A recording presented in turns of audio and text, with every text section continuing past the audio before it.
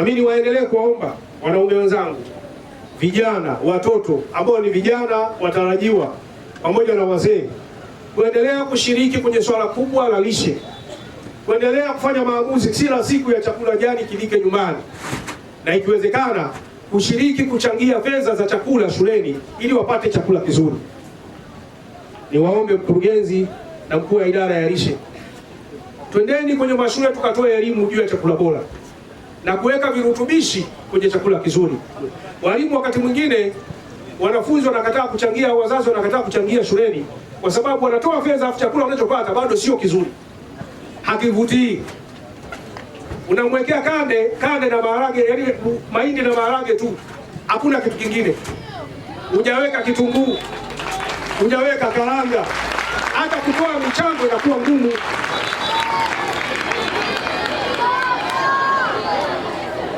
Weka kande hata kama utakula wiki nzima, lakini kande ile iwe imeboreshwa. Weka mboga za majani, weka hoho, weka karoti, watoto wale waweze kupata afya hiyo bora.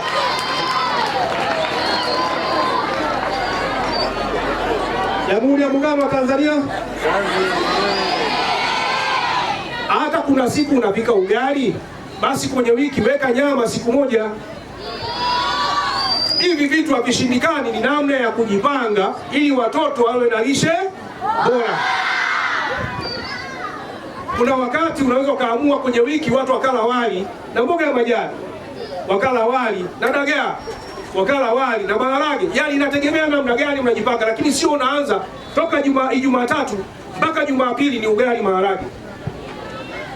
Na unga wenyewe ukiuangalia ni mweusi. Kama mimi vile naweza nikasema sasa, si unaweza kusema zile shule za zamani ambazo ulikuwa ukienda unapika ugali, unachemshwa dagaa afu unatoa na mafuta ya taa. Wale wanaosoma zamani wanajua, zamani tulikuwa tunatoa mafuta ya taa. Sasa sio shule za sasa, hatuhitaji hivyo, tunahitaji afya bora. Si ndio jamani? Mwalimu unakushtakia na usalishe na mshtakia kwa sababu sasa hatuko huko. Waelimisheni wazazi wachangie. Wanapochangia wakiona chakula kizuri shuleni, maana yake ni rahisi kuendelea kuchangia. Lakini anachangia lakini anakuta kila siku mtoto anakula ugali maharage, na maharage yenyewe hayajaungwa, hayana hata kitunguu. Kwa hiyo mtanisamehe kwa sababu hili ni jukumu la kwetu na sisi ni walezi. Tukiweka vizuri utaona hawa watoto hata utoro unapungua. Hawa watoto utoro utapungua kama chakula kiko kizuri nyumbani. Hawa vijana watatulia, lakini pia chakula hiki kinachokelimisha CRS na mtu alishe, hata sisi wakuu wa idara, wakuu wa vitengo, watendaji kule nyumbani tupike chakula kizuri. Haiwezekani wewe unakula vizuri nyumbani alafu watoto wako wanakokwenda wanakula chakula kibaya. Na inawezekana sisi tumekaa hapa, kuna mtu hajui maana ya lishe bora, hata kama ni kiongozi au mtumishi wa serikali. Yeye anakwambia mimi napenda tukula ugali maharage, anakula nyumbani kila siku ugali maharage. Hajui mwisho wa siku anaona na kitambi kikubwa, kumbe kiliba tumbo. Wakati mwingine kuwa na kitambi kikubwa sio afya njema. Wakati mwingine kuwa mnene sio afya njema. Yaani huwa wote ni udumavu. Kuna wakati umekuwa mfupi sio kwa kupenda, walikosea kwenye chakula. Jamhuri ya Muungano wa Tanzania. Nimesema niyaseme haya kwa niaba ya Mheshimiwa Mkuu wa Wilaya, na niendelee kuwaomba halmashauri ya wilaya, niwaombe CRS.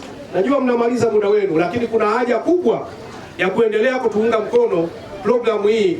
Mkatuombee kwenye serikali ya Noel, mkatuombee UNICEF kwamba bado tunahitaji kuendelea kutoa elimu, lakini mtuunge mkono kwa maana halmashauri yetu ya wilaya ni kubwa, sio ndogo. Bado tunahitaji kuendelea kuhimizana juu ya matokeo ya chakula na afya kwa watoto wetu, lakini kwa vijana wetu. Na niendelee kuomba wanaume. Sisi wanaume tunaishi sijui kwa hisia. Mara nyingi ukishafikia majukumu unasahau habari ya chakula. Wewe utakachokikuta utakula. Kwa hiyo kupangilia namna ya kula inakuwa ngumu.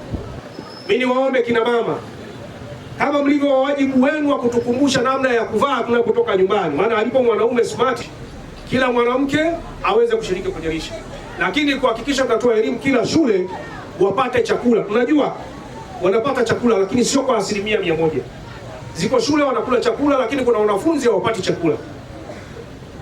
na niendelee kuweka msisitizo kwamba vyakula vitakavyoliwa shuleni virutubishwe, viwe vyakula bora kwa ajili ya afya bora za watoto wetu na kupata akili, kwa sababu akiwa na utulivu na anakula chakula kizuri, matokeo yatakuwa mazuri ya shule.